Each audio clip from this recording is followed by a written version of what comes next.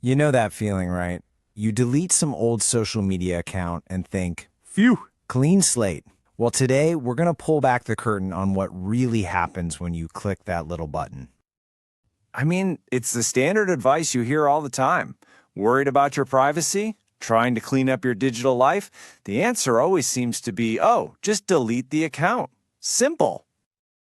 But here's the real question. The one we're diving into today, does that actually work? Does all your data just poof, vanish into thin air?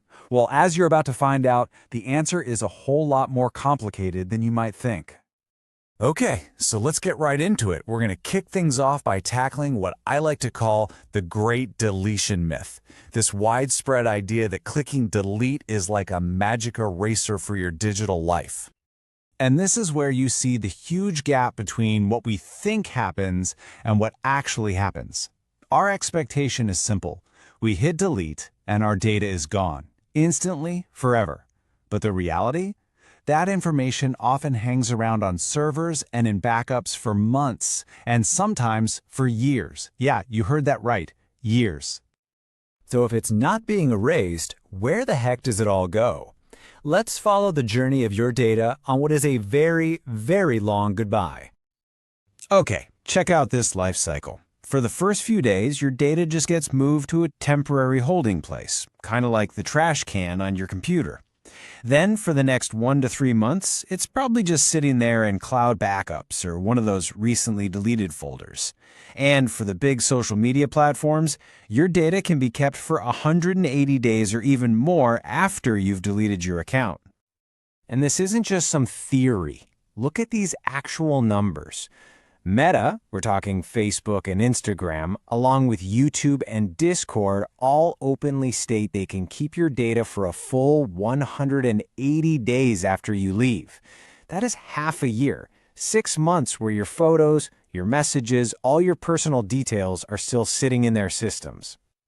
So why is it so hard for them to just get rid of it? Well, to be fair, there are some legitimate reasons. Companies need constant backups in case their systems crash. Then there's the legal side. Financial and healthcare companies are required by law to keep records. And sometimes data gets put on a legal hold for government investigations. But here's where it gets even weirder.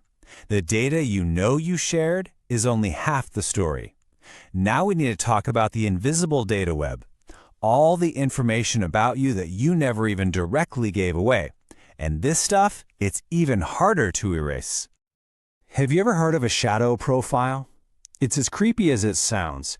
It's basically a secret file that companies build on you, pieced together from things you never gave them, like when a friend syncs their contacts, or by just tracking what you do all across the web, usually without you having any clue.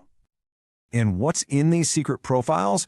It's not just random stuff. We're talking about your location history, who the platforms think you're connected to, data literally scraped from your friends' phones, and a log of your activity on totally different websites. It's a hidden digital twin of you, one they use to make shockingly accurate predictions about you, all without you saying a word. And if that wasn't enough, you've got this entire industry of data brokers. These are companies whose whole business is to harvest this information from everywhere they can, package it up, and sell it. Once your data gets into their hands, it spreads so far and wide that trying to erase it becomes a nearly impossible mission. Okay, I know this all sounds pretty bad. So you're probably wondering, is there any hope? Well, the law is finally starting to catch up. Let's talk about the idea of the right to be forgotten and what it could mean for you. You see, major privacy laws like the GDPR in Europe and the new DPDP rules in India are actually starting to give people real power. Under these rules, you have the right to formally request that your data get deleted, the right to be told if it was collected illegally, and the right to just pull your consent at any time. But, and this is a really big but, your rights aren't absolute.